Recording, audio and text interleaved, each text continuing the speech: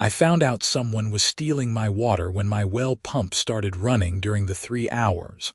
I was at Home Depot buying parts to fix what I thought was a broken pump. That realization hit me like a freight train when I got back to my property in rural Maricopa County, Arizona, and heard the unmistakable hum of the motor that should have been silent. My name is Thomas O'Brien, and I had just moved to this 5-acre plot 6 months earlier, thinking I'd found my slice of heaven away from Phoenix's chaos. The property came with a deep well that tapped into one of the best aquifers in the region, crystal clear water that tasted better than anything I'd ever gotten from a city line. The pump was cycling on and off every few minutes, which meant water was flowing somewhere. I checked every faucet in my small ranch house, walked the property line looking for burst pipes, and found nothing. That's when I noticed the contractor's tape markers near my western property boundary, the kind utility companies use when they're laying pipe. Fresh dirt had been turned over in a neat trench that led from near my well house straight toward the Sagebrush Estates development that had been built 2 years before I arrived. Sagebrush Estates was one of those manufactured paradise communities with beige stucco houses, manicured lawns that had no business existing in the Arizona desert, and an HOA so strict they'd once fined someone for having the wrong shade of tan on their mailbox. I'd specifically bought property outside their boundaries to avoid that kind of nonsense, purchasing land that had been grandfathered in before the development went up.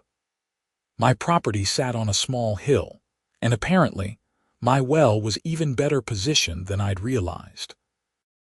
I followed that trench line as far as I could before it crossed onto HOA property, then drove around to the main entrance of Sagebrush Estates. The development's clubhouse sat prominently at the front, a sprawling building with a pool, gym, and event spaces that the HOA advertised as their crown jewel. I parked in the visitor lot and walked around the building, trying not to look too suspicious. Behind the clubhouse, partially hidden by decorative rocks and desert plants, I found where the trench line ended, a new pipe connection leading directly into the building's water system. They had tapped my well. These people had actually run a line from my property and connected it to their clubhouse without asking, without permission, without even having the decency to tell me. I stood there in the Arizona heat, my shirt sticking to my back, trying to wrap my head around the audacity. Then I pulled out my phone and started taking pictures. Every angle of that connection, the pipe specifications, the route it took, everything. I was documenting this like I was preparing for war because, as it turned out, I was. When I knocked on the door of the HOA office inside the clubhouse, a woman in her mid-50s with blonde hair styled in that particular way that screamed, "I'd like to speak to your manager," looked up from her desk with obvious irritation at being interrupted. Her nameplate read Karen Kowalski, HOA president, and I almost laughed at the perfection of it. "Can I help you?" she asked, her tone suggesting she'd rather do anything else. "Yeah, I'm Thomas O'Brien. I own the property on the hill west of here. I think there's been a mistake. Someone ran a water line from my well to this building without my permission." Karen's expression didn't change, which told me everything I needed to know. She'd known about this. "Oh, that property. Yes, we had some water supply issues with the clubhouse. The contractor told us that well wasn't in use." "The contractor lied. Or you didn't bother to check. That's my well on my property and you're stealing my water." Her eyes narrowed. "Stealing is a very strong word, Mr. O'Brien. We're simply utilizing a resource that was going unused. If you check your deed, you'll find that the water rights in this area are complicated. The HOA has been granted certain easements. Easements don't give you the right to tap someone's well without permission." That's theft of services at minimum, probably criminal trespass for the installation, and definitely illegal water diversion under Arizona law. Karen stood up, smoothing her blouse with that practiced gesture of someone used to intimidating people through sheer entitlement. Mr. O'Brien, I think you're overreacting. The HOA has significant legal resources and we've consulted with our attorneys. Everything we've done is perfectly legal. If you have concerns, you're welcome to file a complaint, but I can assure you it will go nowhere. I smiled then, not because anything was funny, but because I'd met people like Karen before in my previous career as a commercial real estate developer. They counted on people being too intimidated or too broke to fight back. I'll be turning off access to my well immediately. Have a nice day. You can't do that, Karen's voice rose. The clubhouse needs that water. We have events scheduled, members who paid for access to these facilities. Then I suggest you figure out your water situation because you won't be using mine anymore. I walked out before she could respond, already pulling up my lawyer's number on my phone. Jack Martinez had handled the purchase of my property and knew water rights law inside and out. He answered on the second ring. Jack, I need you to drop everything. Someone's stealing my water, and I need to know exactly what my rights are and how hard I can hit back. 3 hours later, I was sitting in Jack's office in Phoenix while he reviewed the photos I'd taken and the documentation I'd brought from my well installation. He was a short man with sharp eyes and a reputation for being absolutely ruthless when defending property rights. This is clear-cut theft, Jack said, leaning back in his chair. They've trespassed, illegally diverted water resources, and they're stealing utilities. The fact that they did it without even attempting to get your permission makes it worse. Arizona takes water rights seriously, Thomas. This isn't California where everything's nebulous. You have a legal well on your property, and that water is yours. Karen Kowalski, the HOA president, claimed they have easements. Jack laughed. I reviewed your deed when you bought the place. There are no easements that would cover this. She's lying, banking on you not knowing the law. Here's what we're going to do. First, I'm filing for an immediate restraining order preventing them from accessing your water. Second, we're sending a cease and desist letter. Third, we're documenting every gallon they've taken for the damages claim. How do we prove how much they've taken? Your well has a meter, right? When did you notice the problem? Today, but the pump's been cycling more than usual for the past few weeks. I thought it was just the heat making me use more water. Jack nodded. We'll use your average usage from before you moved in, compare it to the recent spike, and calculate from there. I'd estimate they've been pulling water since they hooked up that line, which based on the pipe condition and dirt settling, was probably 3 to 4 weeks ago. Even conservative estimates, at the rate a commercial building like that clubhouse uses water, especially with a pool, we're talking thousands of gallons. At commercial water rates, that's significant money. I want them charged criminally too. We can file a police report for theft of services. Whether the DA prosecutes is up to them, but we'll make sure there's a paper trail. Now, here's where it gets interesting. You said your well is particularly good, best water I've ever tasted. The previous owner had it tested regularly. It taps into the aquifer at about 400 feet, huge flow rate, and the water quality is exceptional. Jack's eyes gleamed. Thomas, have you ever looked into who owns the water rights to that aquifer? I assumed it was split among the property owners who tap into it.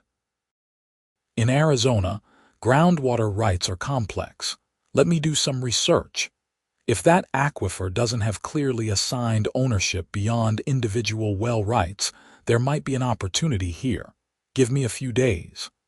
I left Jack's office feeling better than I had all day. The restraining order paperwork was filed by end of business, and a deputy would be serving it to the HOA by morning. I drove back to my property as the sun was setting, casting the desert in shades of orange and purple that reminded me why I'd moved out here in the first place.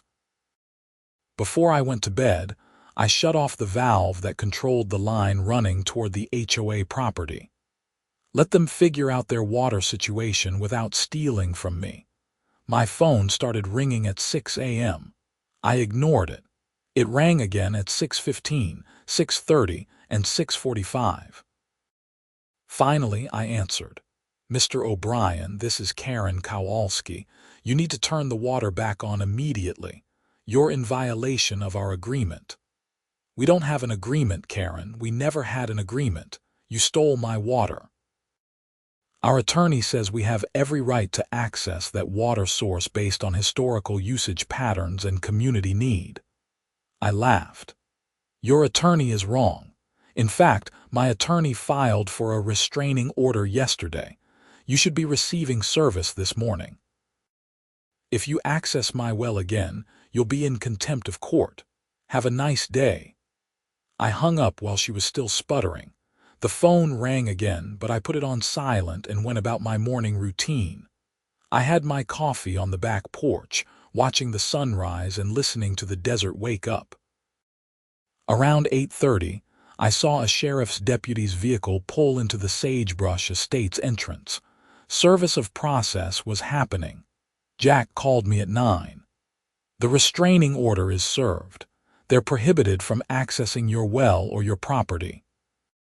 I've also filed the police report for theft of services.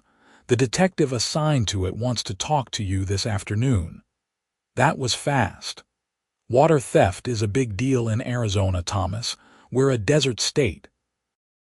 The detective I spoke to seemed pretty interested, especially when I mentioned it was an HOA illegally diverting resources from a private property owner.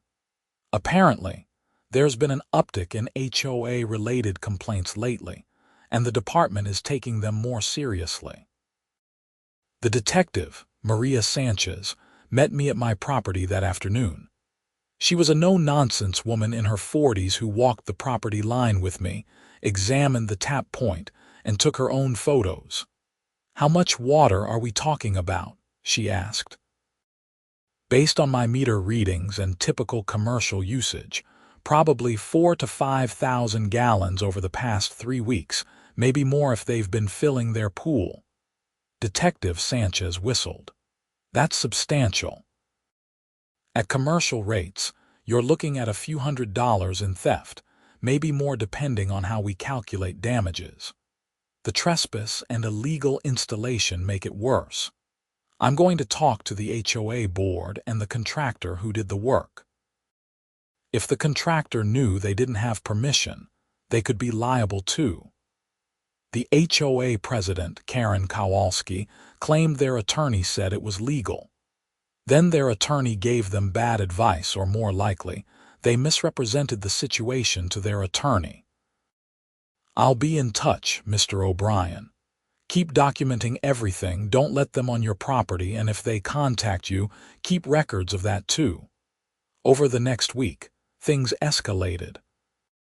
The HOA sent me a letter demanding I restore water access and threatening to sue me for breach of an agreement that didn't exist.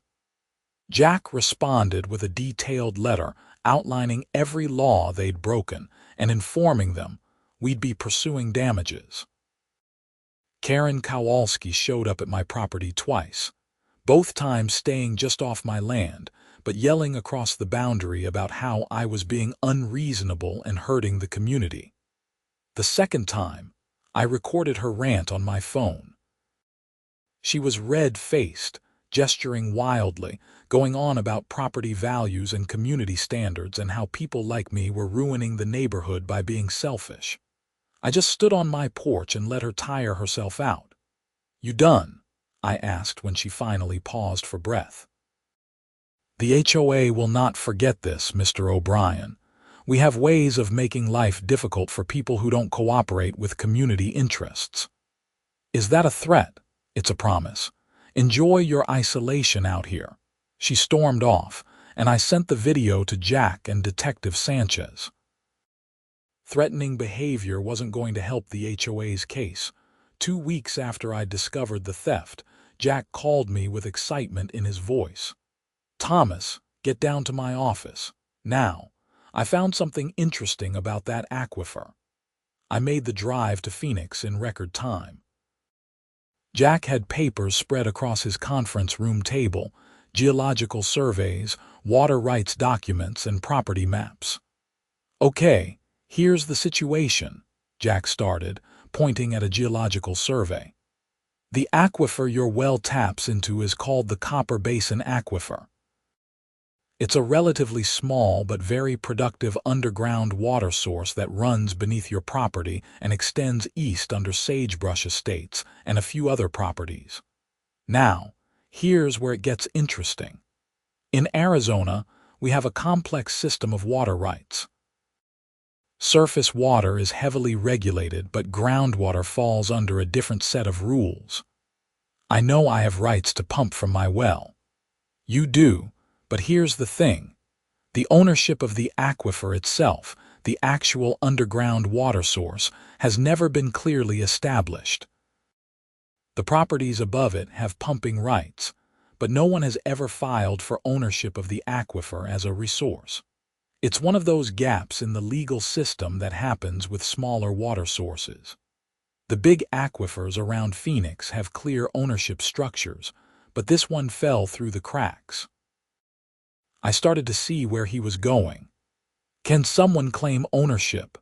Under Arizona water law, specifically the doctrine of prior appropriation and some specific statutes about groundwater management, yes.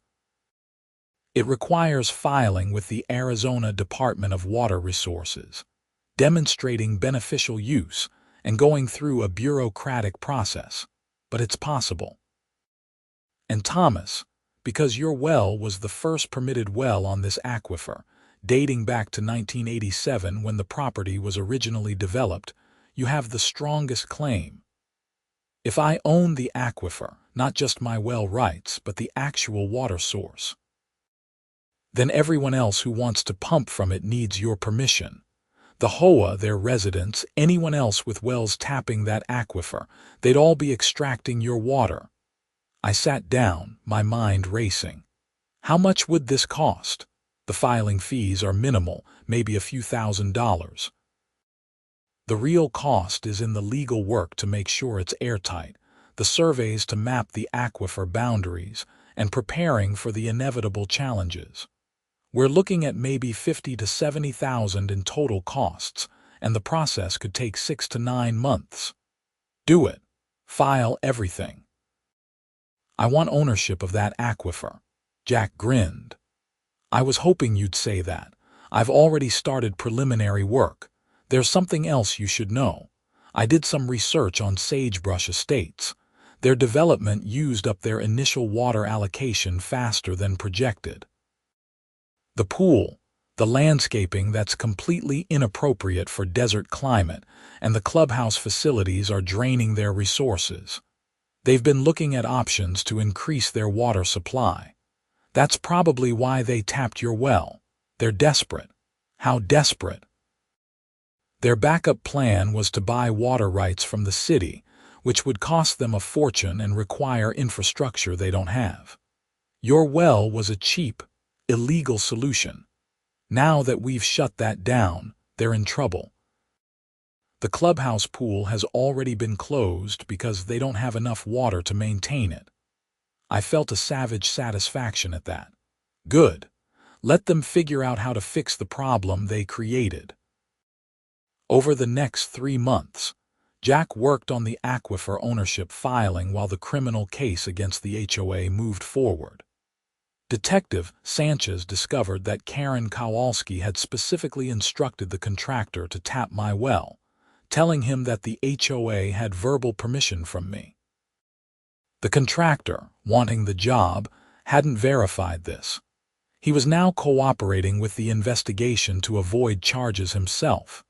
The HOA tried to negotiate. They sent their attorney, a slick guy named Richard who wore suits that cost more than my truck, to propose a settlement. Jack and I met with him in Jack's office. "My clients are willing to pay for the water they used," Richard started. "We've calculated the cost at $350 based on residential water rates. We'll also agree to formally disconnect the line and restore your property to its original condition." Jack didn't even blink. "Your client stole water, trespassed, and committed criminal fraud by lying to the contractor. The damages are calculated at commercial rates, which puts the theft at over $1,200. Then there's the cost of the illegal installation, the trespass damages, the loss of use of property, and punitive damages for the intentional nature of the theft. We're seeking $25,000 in civil damages, plus attorney's fees." Richard's smile faltered. "That's excessive for what amounts to a misunderstanding." "It wasn't a misunderstanding," I said. "Your client deliberately stole from me and then tried to intimidate me when I caught them. This is the consequence. My clients will fight this. They have significant resources." Jack leaned forward. "Then they'll spend six figures in legal fees to fight a case they'll lose, and they'll still end up paying damages and probably a larger attorney's fee award. Or they can settle now, pay the damages, issue a formal apology, and we all move on. Their choice." Richard left to consult with his clients.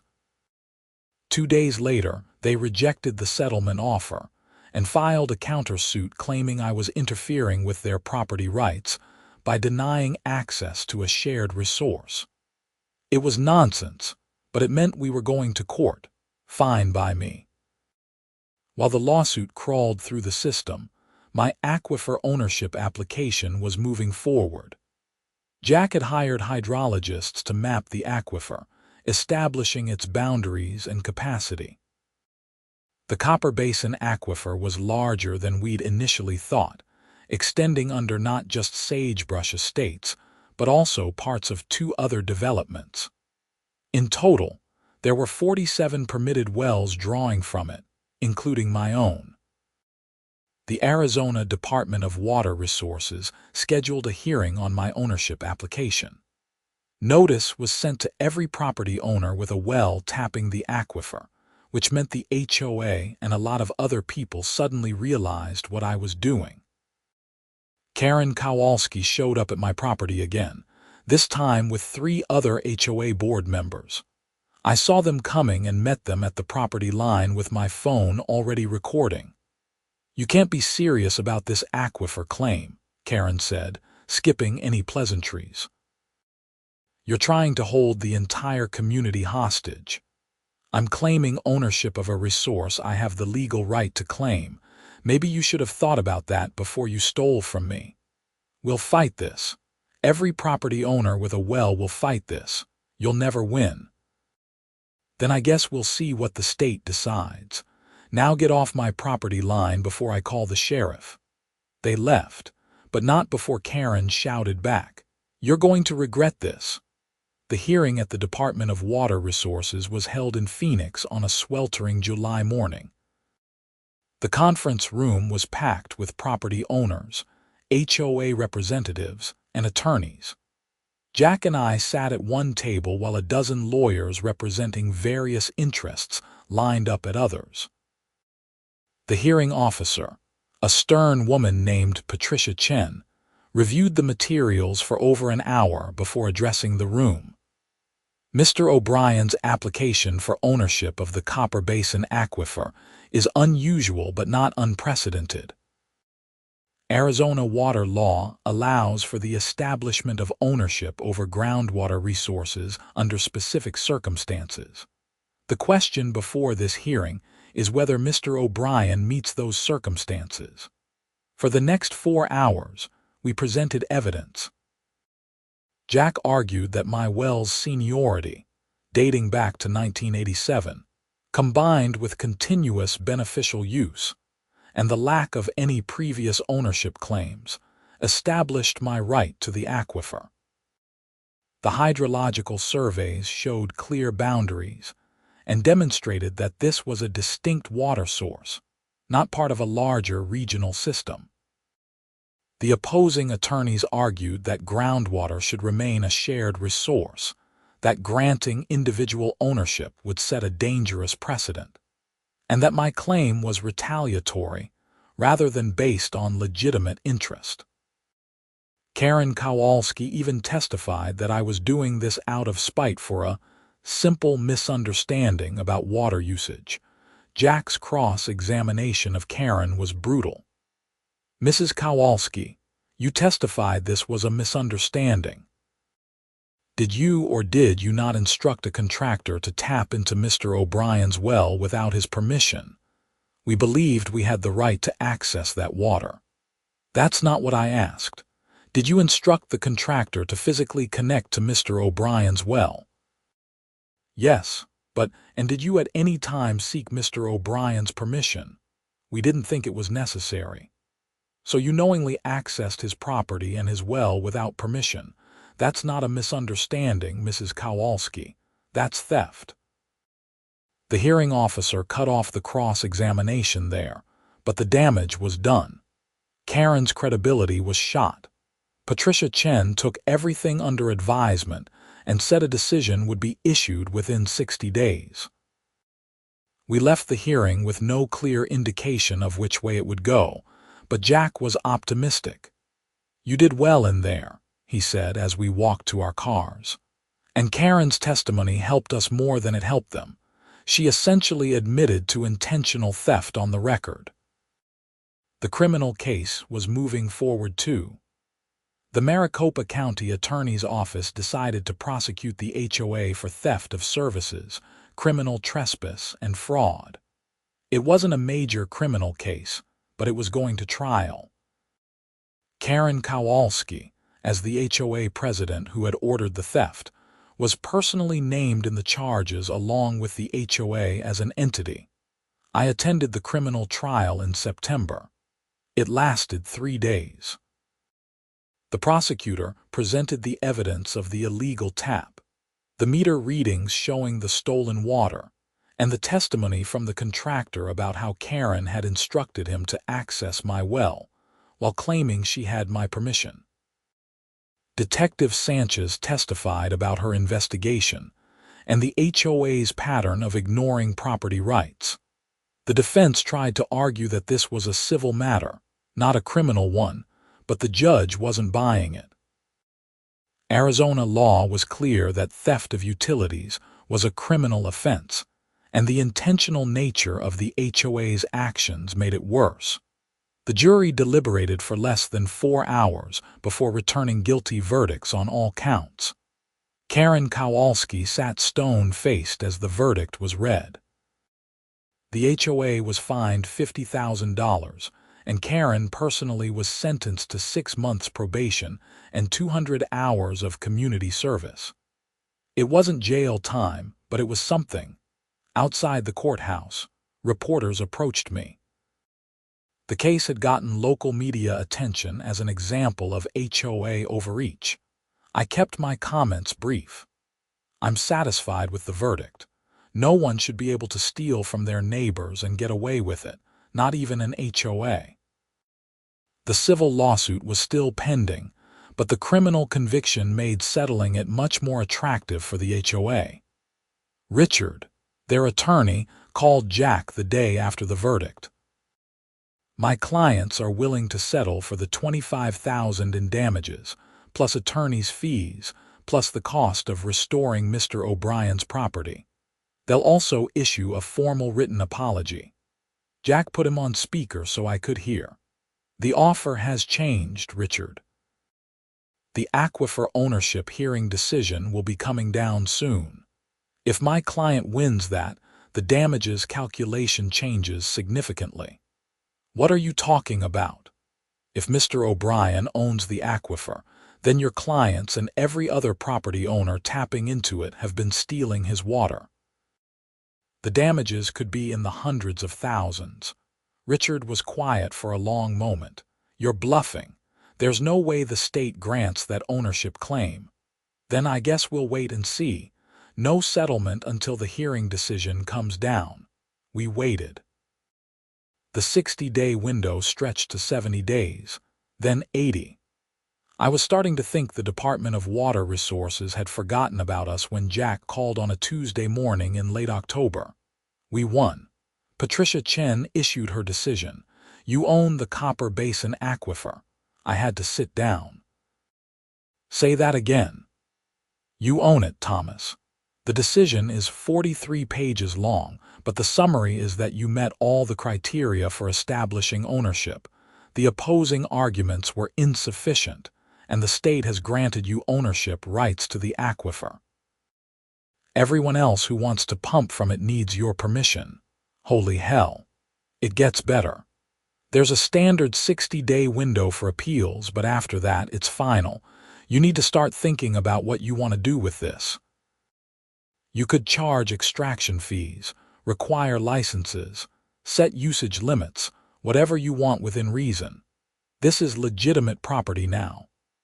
I spent the next week with Jack and a water resource management consultant, figuring out what owning an aquifer actually meant. The consultant, a geologist named Dr. Sarah Mitchell, explained the capacity and sustainability of the aquifer. Based on the surveys and historical data, the Copper Basin Aquifer can sustainably supply about 200,000 gallons per day without depleting. Current usage across all 47 wells is approximately 150,000 gallons per day, so there's room for growth. However, the HOA's Clubhouse was pulling nearly 10,000 gallons a day when they were tapped into your well, which was excessive and not sustainable long-term. What would be a fair price for extraction rights? I asked. Dr. Mitchell consulted her notes. Commercial water rates in Maricopa County average about $4 per 1,000 gallons. However, you're providing a premium service with better quality water and private supply. You could reasonably charge $6 to $8 per 1,000 gallons for commercial use, and maybe $2 to $3 for residential use. You want to be fair enough that people accept it, but also compensate yourself for the value of the resource. Jack added, you'll also need to set up a management structure. You can't just informally charge people. This needs to be a proper business with contracts, metering, billing systems, everything. Over the next month, I established Copper Basin Water Management LLC. I hired an attorney who specialized in water rights to draft standard contracts, set up billing systems, and created a rate structure. Residential users would pay $2 per 1,000 gallons. Commercial users would pay $7 per 1,000 gallons, and everyone would need to install meters that I could verify. The 60-day appeal window closed with 3 appeals filed, all from HOAs in the affected developments. 2 of the appeals were dismissed quickly for lack of standing. The third, filed by Sagebrush Estates HOA, got a hearing but was ultimately denied. The state decision stood. I own the aquifer.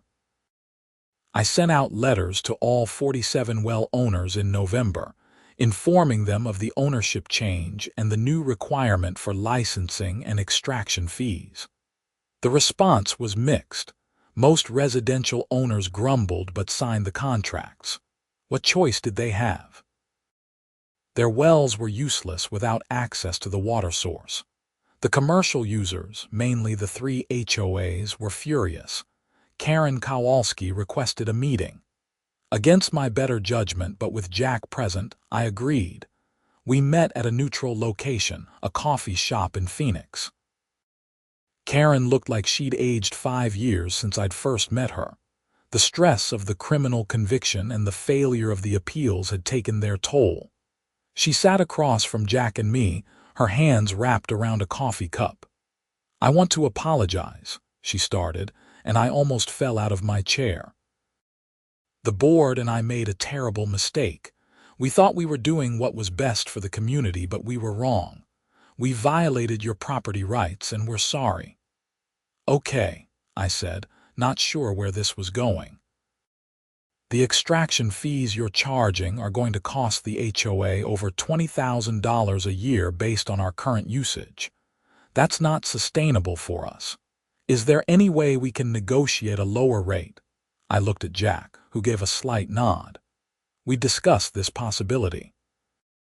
The rate is the rate, Karen, but there's an alternative. Your clubhouse uses a massive amount of water because of the pool and the landscaping. If you convert to desert landscaping and install a more efficient pool system, your usage could drop by 60%. That would make the fees manageable. The residents expect certain amenities. Then the residents can pay for those amenities. You're in Arizona. Grass lawns and constantly filled pools are luxuries, not necessities. Either adapt to the environment or pay the premium for pretending you're not in a desert. Karen was quiet for a long moment. We'll discuss it with the board. Can you give us 90 days before the fees start? We need time to budget for this. 60 days. After that, the fees apply whether you're ready or not. She nodded and left. Jack and I stayed to finish our coffee. You were more generous than I expected, Jack said. I'm not trying to destroy them, just make sure they respect property rights and pay for what they use. If they adapt, they'll be fine. If they don't, that's their choice. The Sagebrush Estates HOA did adapt, though not without significant drama. Karen Kowalski was voted out as president at an emergency board election. The new president, a retired engineer named Bob, took a more practical approach. They ripped out half the grass around the clubhouse, replacing it with native plants and rock gardens.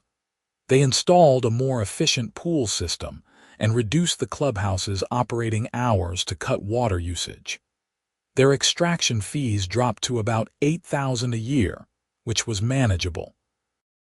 The civil lawsuit finally settled in December. The HOA paid $75,000 in total damages, fees, and costs. It was more than I'd expected and enough to cover all my legal expenses with plenty left over. I used part of that money to upgrade my well system and install better monitoring equipment. The aquifer was now my responsibility, and I took that seriously. Dr. Mitchell continued as a consultant, helping me track usage and ensure sustainability. By January, Copper Basin Water Management was functioning smoothly. 45 of the 47 well owners had signed contracts. The 2 holdouts discovered that, without a contract, I could legally prevent them from pumping from the aquifer, which meant their wells were useless. They signed within a week. The extraction fees brought in about $60,000 a year after expenses. It wasn't enough to quit my day job doing consulting work for real estate developers, but it was substantial passive income.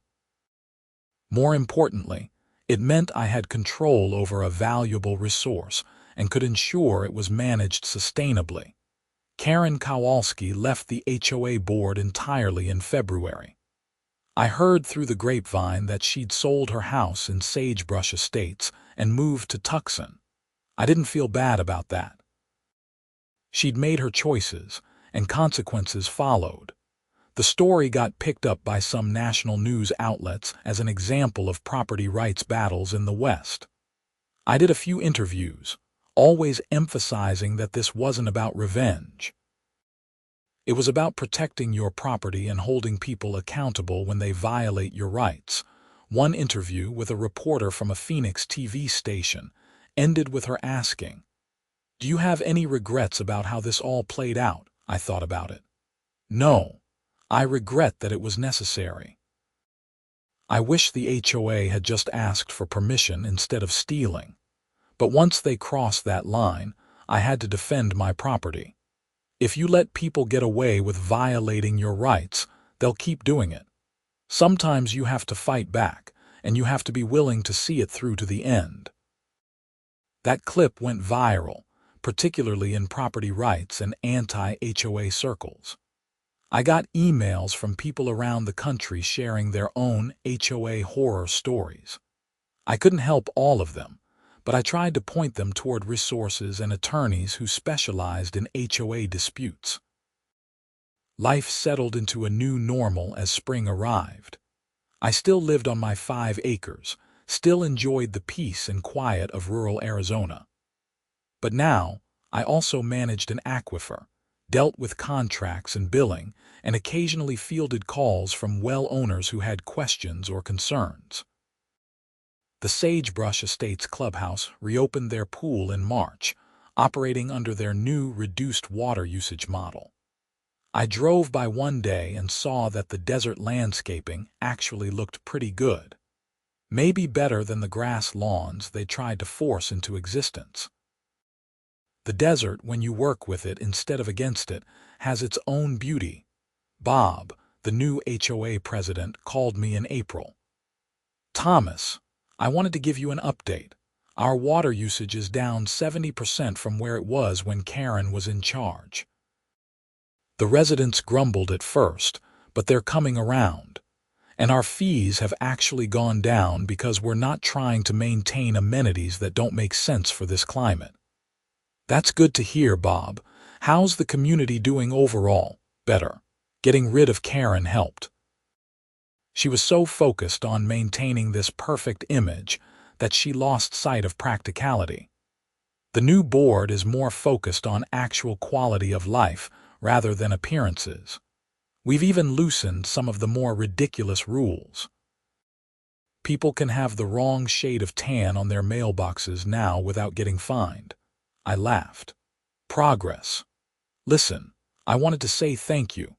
I know that sounds weird given everything that happened, but you holding us accountable forced changes that needed to happen. We were on an unsustainable path, and Karen was too stubborn to admit it.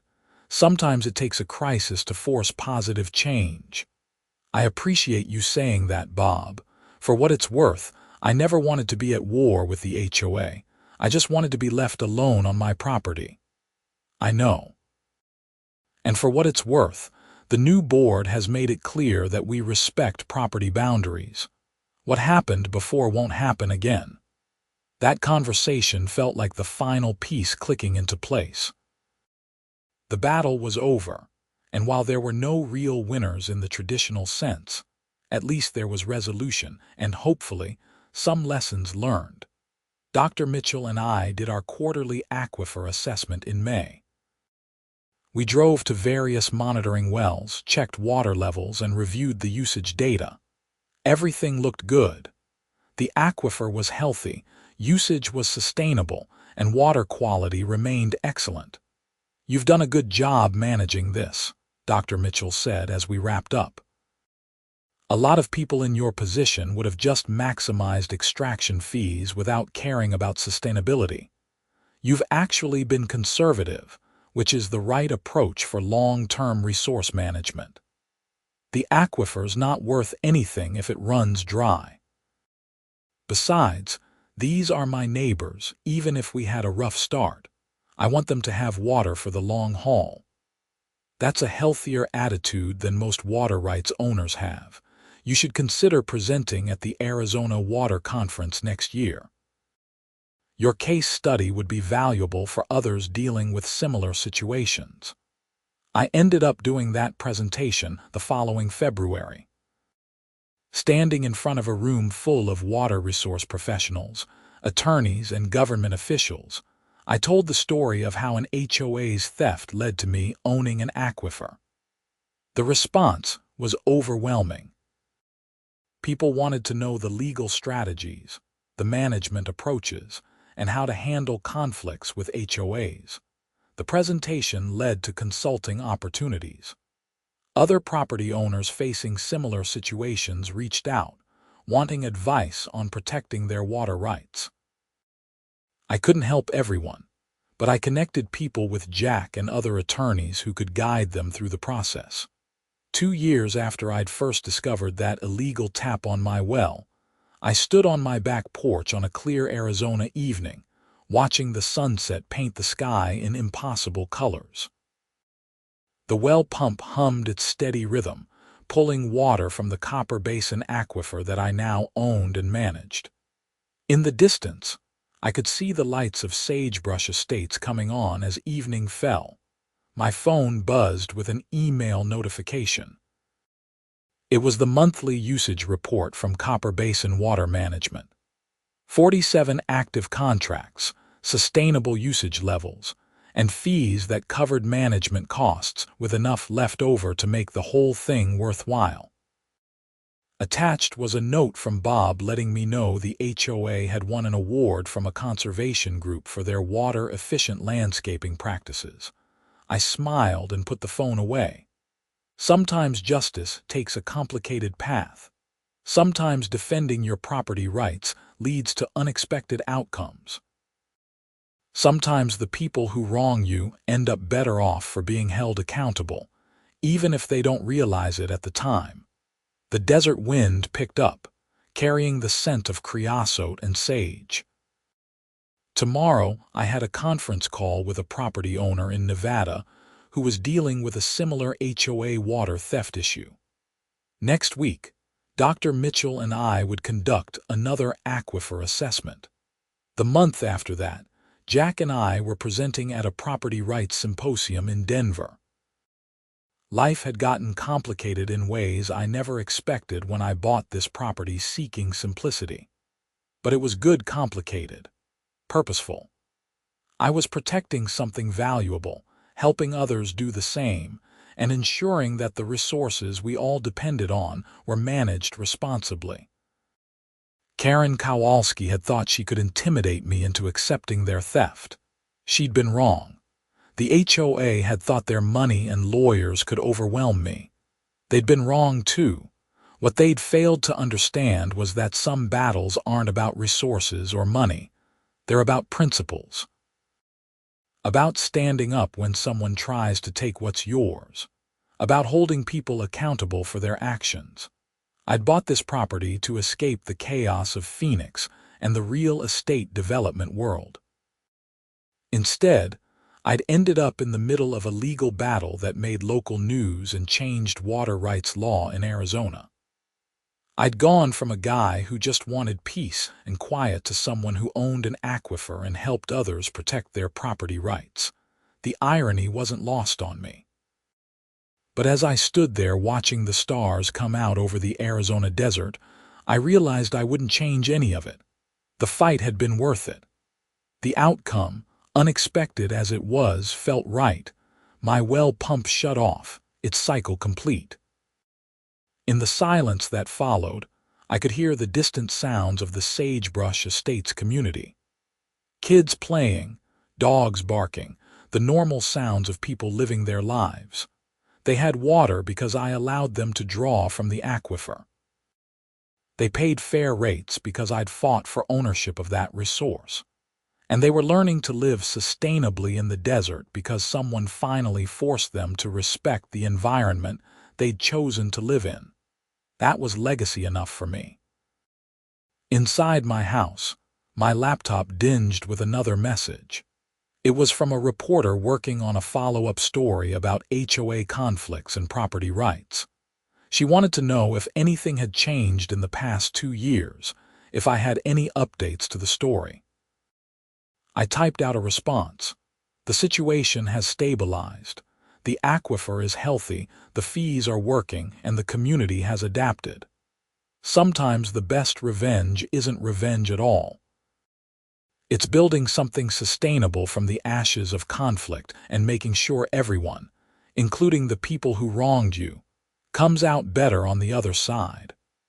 Though I'll note, they're paying rent to use water from an aquifer they thought they could just steal from. That's accountability, and it feels pretty good. I hit send and closed the laptop. Tomorrow would bring new challenges, new consultations, new aspects of managing a resource I'd never planned to own. But tonight, I was just going to enjoy the peace of my 5 acres, the satisfaction of a battle won, and the knowledge that sometimes, when you stand up for your rights, you end up with more than you ever expected. The HOA had tapped my well to supply their clubhouse. In response, I'd bought the Aquifer and charged them rent. It wasn't how I'd planned to spend the past few years, but looking back, I couldn't imagine it going any other way. Justice, it turned out, sometimes had a sense of irony. And in the Arizona desert, where water was worth more than gold, controlling the source meant controlling the future. My property, my water, my rules. It was simple, really. The HOA just had to learn that lesson the hard way. And in learning it, they'd actually become better stewards of the resource they'd once tried to steal. That was something worth celebrating. I raised my beer bottle in a solitary toast to the desert night, to water rights, to standing your ground, and to the unexpected journeys that come from refusing to be a victim. The stars sparkled overhead, indifferent to human conflicts and property disputes. But down here on this small patch of Arizona earth, those conflicts mattered. Those disputes had consequences. And those consequences, when handled right, could lead to something approaching justice. The Copper Basin Aquifer flowed 400 feet beneath my boots, ancient water moving through stone, sustaining life in an unforgiving landscape. It was mine now, legally and completely. And I'd make damn sure it was protected, managed sustainably, and never again stolen by people who thought their desires outweighed others' rights. That was my promise to the water, to the land, and to myself. Some promises are worth fighting for. This one had proven to be worth every frustrating meeting, every legal brief, every confrontation with Karen Kowalski and her entitled HOA board. I finished my beer and headed inside, ready for whatever tomorrow would bring. The battle was over, but the responsibility of stewardship continued. And honestly, I wouldn't have it any other way.